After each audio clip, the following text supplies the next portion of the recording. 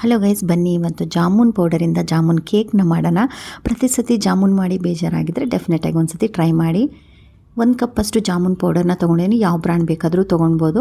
ಅದನ್ನು ನೀಟಾಗಿ ಜಲ್ಡಿ ಮಾಡಿಕೊಂಡು ಇಲ್ಲಿ ಅರ್ಧ ಕಪ್ಪಷ್ಟು ಮೈದಾ ಹಿಟ್ಟನ್ನ ತೊಗೊಂಡಿದ್ದೀನಿ. ಈ ಪ್ಲೇಸಲ್ಲಿ ನೀವು ರವೆನೂ ಕೂಡ ಬಳಸ್ಕೊಳ್ಬೋದು. ಒಂದು ಚಿಕ್ಕ ಕಪ್ಪಷ್ಟು ಶುಗರ್ನ ಬಳಸಿದ್ದೀನಿ. ಶುಗರ್ ಪೌಡರ್ ಕೂಡ ನೀವು ಬಳಸ್ಬೋದು. ಸೊ ನಾನಿಲ್ಲಿ 1 ಕಪ್ಪಷ್ಟು ಹಾಲನ್ನ ಹಾಕ್ಕೊಂಡು ನೀಟಾಗಿ ಮಿಕ್ಸ್ ಮಾಡ್ಕೊಂಡಿದ್ದೆ.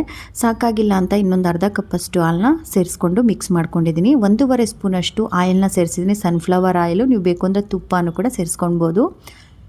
ಇಲ್ಲಿ ವೆನಿಲಾ ಎಸೆನ್ಸ್ನ ಸೇರಿಸ್ಕೊಂಡು ನೀಟಾಗಿ ಮಿಕ್ಸ್ ಮಾಡಿದ್ದಾದಮೇಲೆ ಬೇಕಿಂಗ್ ಪೌಡರ್, ಬೇಕಿಂಗ್ ಸೋಡಾ ಎರಡನ್ನೂ ಕೂಡ ಸೇರಿಸ್ಕೊಂಡು ನೀಟಾಗಿ ಮಿಕ್ಸ್ ಮಾಡ್ಕೊಂಡಿದ್ದೀನಿ.